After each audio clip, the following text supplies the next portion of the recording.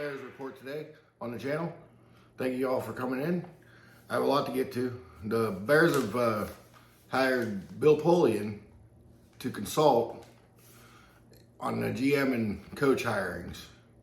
We have a lot of coach hirings and coach interviews and GM interviews to get to. Ones that are happening and ones that have already happened. So we're going to do a full rundown of what's happened and then what's happened today and what's going to happen going into Monday. So we'll start with the coaches, not in any particular order, just basically in the order that they are set for their interview. I'm only going to do 5 of them today because that'll take us to Monday. And the first one is on Wednesday. Chicago interviewed Doug Peterson, former Philadelphia Eagles coach. Doug Peterson was at training camp last year with Matt Nagy. So he has some familiarity with the team. He's seen the players. He's obviously seen them in training camp. He's been around the Chicago organization last year, so he's familiar with the people there. Doug Peterson has a career record of 42, 37, and 1. But he's 4-2 in the playoffs. And he does have a Super Bowl ring. So Doug Peterson is a Super Bowl winning coach. He interviewed on Wednesday with the Chicago Bears. And from what I hear, it didn't go very well. I mean, it didn't go bad. He just wasn't a guy who blew it out of the water, okay? He went in, he interviewed, and it is what it is. There's nothing special to hear about it.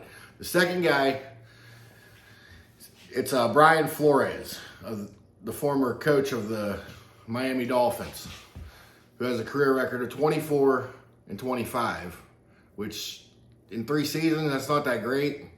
But he does have 4 Super Bowl championships as a defensive coordinator with the New England Patriots. Now, I'm also hearing that Brian Flores is heavily wanted in Houston because of Deshaun Watson. And watch, if he goes to Houston, watch all the Deshaun Watson drama go away. I think some of that's fabricated. Just the timing of it made it very skeptical. So, but Brian Flores, he is what he is. I wouldn't personally hire him. I didn't see great growth in Tua while he had him, and he went through 3 offense coordinators or 4 offense coordinators in 3 years. If you're trying to develop this quarterback, I don't believe Brian Flores is your guy. He's a defensive-minded guy. He'll fit in well in Chicago. But I just don't see him as the fit. And the next coach, Brian Flores will interview on Friday. I'm sorry, I missed that. Brian Flores will interview on Friday. And the third coach, now this one intrigues me a little bit because you're taking some of the power out of Green Bay, some of the gusto out of their ass, okay? Nathaniel Hackett. Nathaniel Hackett is currently the Green Bay Packers offensive coordinator, okay? Hackett's been the offense coordinator in Green Bay since the last 3 years, since 2019. Last 2 years. He has 7 years as an OC. He was with the Buffalo Bills. Yeah, Buffalo Bills, 2013 and 2014. He was also with the Jacksonville Jaguars, 2016, 17, and 18. And he's been with the Packers 2019, 20, and obviously this year 21. So I guess that'd be 3 years. He does have 12 years overall in the league as a coach on the offensive side of the ball. He has a good mind. He has a good offensive mind. Aaron Rodgers has 2 MVP seasons underneath him. He does potentially have the potential to be what we need in Chicago. But I would I would rather see the Bears hire somebody who is more along the lines of like a special teams coach is the coach, or somebody who's going to hire a good offense coordinator and is going to hire a good defense coordinator and is going to kind of just manage the team instead of have a guy that's, I'm the play caller on offense, or I'm the play caller on defense. No, hire somebody. You're the head coach. You're not the coordinator anymore. But so that brings us to the next guy, Chicago legend Leslie Frazier. Leslie Frazier was a head coach for the Minnesota Vikings in 2010 and 2013. But Leslie Frazier was on a 1985 Chicago Bears Super Bowl shuffle team. If you don't know about it, then you ain't a Bears fan. So, for all the young kids watching it, go Google that. Go listen to the Super Bowl shuffle. Go watch the games. They're on YouTube. Not on my channel, but they're on YouTube. And Leslie Frazier played for the Bears from 81 to 85. In 1985, Leslie Frazier led the Bears in interceptions with 6. Don't sound like a lot nowadays, but hey, you weren't moving the ball in that defense. And it was a different league back then. There was a lot more running and not quite as much passing. That brings us to the next guy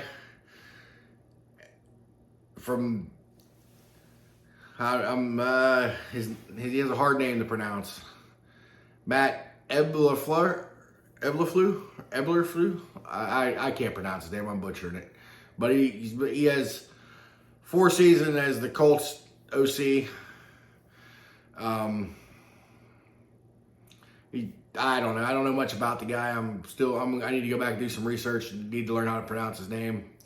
And we'll just move on to the next guy. His interview's on Monday. I'll get you something. I'll do a video specifically on him over the weekend, so you have something going into Monday to understand who this guy is and what he's about. I can't say good or bad. I mean, he was linebackers coach and he was a passing coordinator coach in Dallas. He was linebackers coach in 2014-15, and then in 2016 and 17, he was the linebackers coach and passing coordinators coach. So I do have that. He was a defensive coordinator in Missouri. I mean, I've seen that. I mean, that's a simple Google search.